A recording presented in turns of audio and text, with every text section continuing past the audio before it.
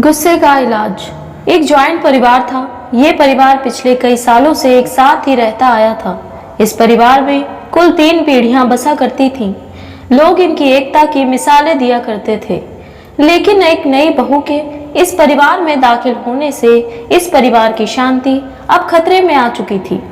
ये नई बहू स्वभाव की खराब नहीं थी, लेकिन जब इसे गुस्सा आता था तो वो किसी को भी कुछ भी बोल देती थी। उसे हर छोटी मोटी बात पर गुस्सा आ जाया करता था। इस वजह से अब पूरे परिवार में तनाव रहने लगा था।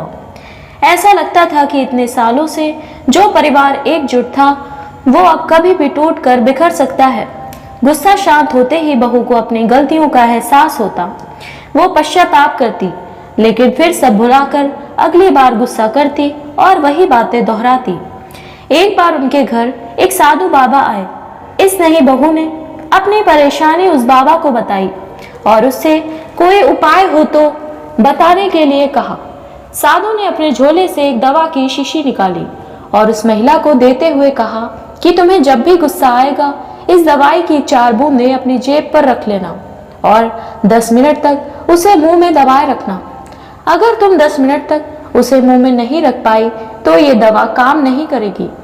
महिला ने अगले दिन से ही उस साधु बाबा की दी दवाई का इस्तेमाल करना शुरू किया।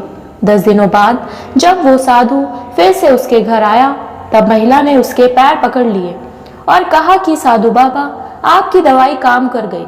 उसकी वजह से अब मुझे गुस्सा नहीं आता है और अब मेरे परिवार में सुख शांति फिर से पहले जैसी रहने लगी है। साधु ने हंसते हुए कहा कि मैंने जो तुम्हें दवाई दी थी दरअसल वो कोई दवाई थी ही नहीं।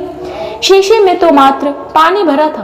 तुम्हारा गुस्सा किसी दवाई की वजह से नहीं बल्कि गुस्सा आए तब शांत रहने की वजह से खत्म हुआ है।